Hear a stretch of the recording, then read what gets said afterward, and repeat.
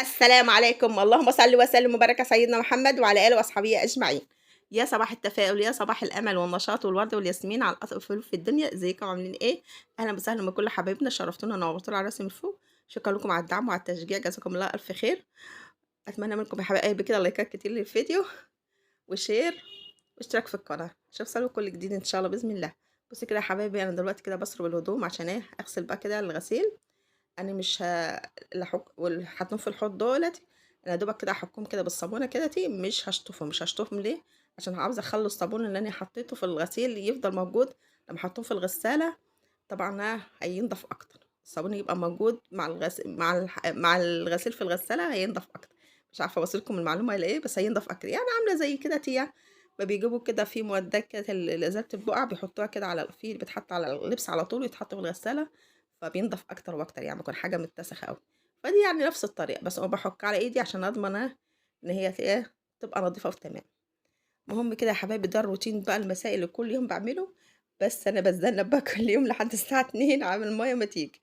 أنا طبعًا كنت باعمل كل ده حوالي بقى 9، 10 بعد ما أخلّص بقى اللي ورايا وأروّق طبعًا الدنيا. ما اسيبش الدنيا المطبخ بايت مبهدل ولا الدنيا وأضبّط الدنيا، أروّق الشقة، أعمل غسيل، أبقى مضبّطة كل الدنيا يعني أقوم الصبح الدنيا تبقى رايقة. أضطر بقى أستنى الساعة 14:00 لحد ما تيجي الحنفية. الصراحة في اليوم ده أنا واخدة دور برد بقى، وكنت دايخة وتعبانة ونحسانة ومش شايفة قدّامي. بس الصراحة رافضة يعني شجّعتني، قعدت تعمل معايا، شجّعتني وصهللتني كدهِ. وهي بقى عشان بقى مساعدتها ووقفتها معايا، أنا هاكافئها كدهِ وهادّيها حاجة حلوة بعد ما تخلّص معايا، هتشوفوها إن شاء الله بإذن الله، هي حاجة بتحبها. دلوقتي هي بتغسل معايا أهي، قالت لي: "يا ماما" خدت فستانها قالت لي: "يا ماما هاعمله." قُلت لها: "خلاص خديه." هي بتحك وهي بتعمله. طبعًا بقى لازمًا كل يوم روتيني المساء ده أعمل كل حاجة، وطبعًا عشان كمان الأمية طول النهار مش موجودة، أبقى طبعًا باغسل غسيلي من بالليل، عشان مش هاعرف أعمله طبعًا بالنهار عشان ما فيش مَيّة. وطبعًا أنا باعمل مواعين وأروّقها عشان المطبخ يبقى رايق. و ولازمًا بقى أملى مَيّة بقى في الحمام، أملى مَيّة في أخزن بقى كده مَيّة للحمام بقى ومَيّة للمطبخ. بس الصراحة أمّا المَيّة كانت تبقى موجودة على طول تبقى أحسن، يعني أنتم عارفين المطبخ والحمام عاوزة مَيّة على طول عشان الواحد ينضّف. كل نُص ساعة عاوز تنضيف.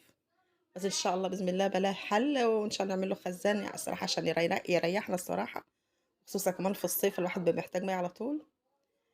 بُصّوا كده يا حبايبي بقى، هي بقى غسلنا كده وخلّصت، وهي بقى رُد كده بتكُب بقى مَيّة كده وهتغسل بقى الأرضية تمسحها.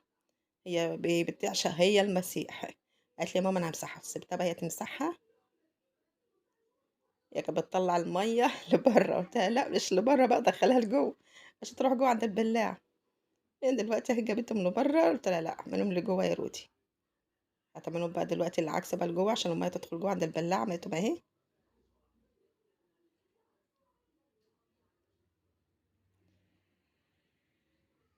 ربنا ستر، كانت ربنا ستر يعني. هنا بقى هي فتحت الباب لوحديها وبتجيب المَيّة من ورا. أنا برافو عليها برضك بتنضّف لي برضك ورا الباب. ربنا يبارك لكم في أولادكم ويحرسهم آمين يا رب العالمين.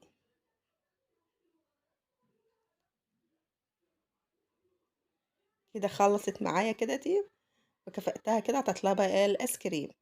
عارفين الأولاد يعني بيعشقوا الحاجات دي. قالت لي: "يا ماما بقى عاوزة آيس كريم." قُلت لها: "حاضر." دي تستاهلي يعني الآيس كريم الصراحة اللي عملتوه معايا.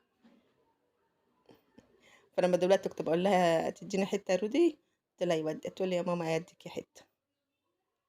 سِبتها بقى تاكل بقى هي وتتفرّج بقى، تتفرّج على الكرتون وأنا هادخل بقى المطبخ أكمّل.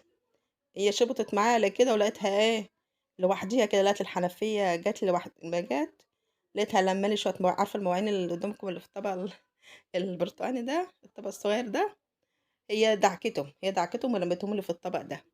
أنا كنت باعمل حاجة باروّق برّه الستارة لقيتها بقى أحسبها بتشرب، لقيتها بقى واقفة على الجردل وقاعدة بقى عمّالة تدعك. يعني شايلة الهَم معايا. هي عارفة إن أنا مستنية الحنفية عشان أدعك المواعين، لقيتها بتدعك، قُلت لها: "يا ماما بادعك." نزّلتها قُلت لها: "سيبهم أنا هادعكم أنا." زعلت بقى وراحت قالت لأبويا، قعدت تعيط تقول له: "أنا عاوزة أعمل المواعين." قُلت لها: "يا بنتي اقعدي أنتِ شايلة الهَم." "لأ أنا هاعملهم أنا." فاللي كانت بتدعكهم بتحطهم لي في الطبق ده، كانت بتلمّهم يعني وبعد كده تشطفهم يعني. قُلت لها: "لأ كفاية عليكِ كده ياه عملتِ معايا الحمام كفاية عليكِ." ودلوقتي بقى لمّيت بقى المواعين هادعك بقى المواعين كلّها، طبعًا المواعين دي بتبقى اليوم كلّه بقى غصبٍ عني عشان المَيّة، تبقى الفطار بقى والغدا والعشا الصراحة كلّه. إن صواعي الفطار صواعي ألحق أدعوكم وصواعي لأ، يعني إحنا مش بنفطر بدري العيال عيلاتهم نايمين، فدايمًا فطارنا يعني مش بدري يعني يبقى قرب الضهر كده، سواء بقى ألحق المَيّة هي بتروح بعد الضهر كده، سواء ما ألحقهاش، حسب يعني الظروف، أو سواعي المَيّة ما استخدمهاش كلّها الأطباق اللي قدامكم دي ماملة فيهم مَيّة، ما استخدمتهمش كلّهم في تحضير الخضار وكده بادعك فيهم حبّة الأطباق كده وأروّق الأطباق بتاع الفطار واللي باستخدمه للغدا، لو حضّرت فيه الخضار وكدهُ. ولمّا ييجي المَيّة بقى باعمل مواعين بقى بتاع الغدا والعشا وكده، يعني حسب الظروف يعني. أنتِ عارفة إن بقى إحنا الستات ما نحبّش الدنيا تبقى مكركبة، بنحاول يعني إيه، نروّق الدنيا كده أول بأول. بصراحة يعني تبقى الدنيا مكركبة كده بيبقى حاجة كده تقيلة على الهَم. الواحد بيفضل رايح جاي، رايح جاي على الحنفية، يا ستي تعالي مش عاوزة تيجي، هي مسرّة للساعة 14:00. تخيّلوا بقى كل يوم أنا فين الساعة 14:00 مش عارفة. رغم إن الناحية اللي جنبينا يعني حظهم كويس، يعني عشان الأدوار عندهم العمارات مش عالية أوي زينا، العمارة هنا عالية فتلقى بقى يالّا المَيّة مش توصلش بقى إلا بالليل أمّا تكون شديدة أوي يعني، يالّا الحمد لله على كل حال. طبعًا بقى عمّالة ألِم بقى المواعين وأعملها، وطبعًا بقى هاروّق بقى المطبخ كلّه بقى، أعمل بقى البوتاجاز وأروّق بقى الرخامة، وأكنس الأرضية كده وأمسحها، أساس بقى أنا أسيب المطبخ زي الفل. هنا بقى جبت بقى الأطباق البلاستيك، فضّيت بقى شوية المَيّة اللي كانوا فاضلين فيه ودعكتهم وعاملاهم بقى ده اللي باخزن فيهم بقى المَيّة اللي باعمل بيهم الخضار وكده، زي ما قُلت لكم يعني يا حبايبي. هاجيب الطبق التاني برضك أمّا ده يتملي هاغسله، أمّا يتملي أكون أنا دعكت ده.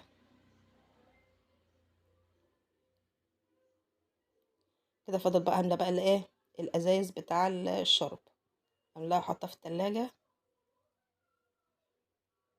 والحاجات بتاع الحمام أنا بعد بقى مسحت كده بعد ما المروحة دي مسحت، مليت بقى المَيّة وكده شطفت الأزايز وأملاها، على المَيّة دي ناعمة، ناعمة طبعًا، من غير المَيّة ما نعرفش نعمل حاجة خالص.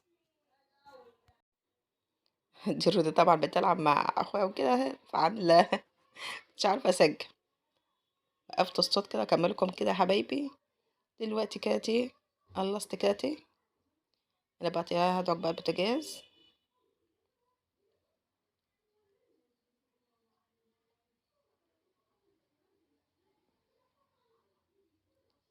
أتمنى النهارده كده الفيديو يكون عجبكم يا حبايب قلبي، واللي سمع لحد هنا جزاكم الله ألف خير، ربنا يكبر بخاطركم يا رب، ويجازيكم على قد تعبكم ووقفكم معايا، آمين يا رب العالمين.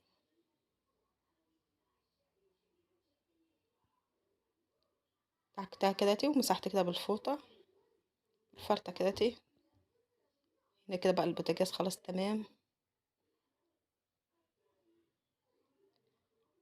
أكبر هَم هو المطبخ والحمام، طول نضاف كده الشقة كلها تبقى نضيفة. هنا بقى كده الرخامة حطيت كده حبة صابون،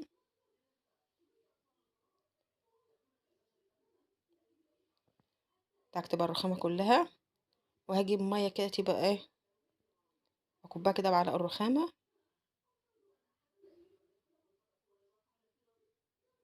وأشطف بقى إيه الرخامة كلها. كده المَيّة اللي هتنزل كده أنا هامسح الأرضية، فكده كنت هاكب مَيّة على الأرضية، فما فيش أي مشاكل بقى.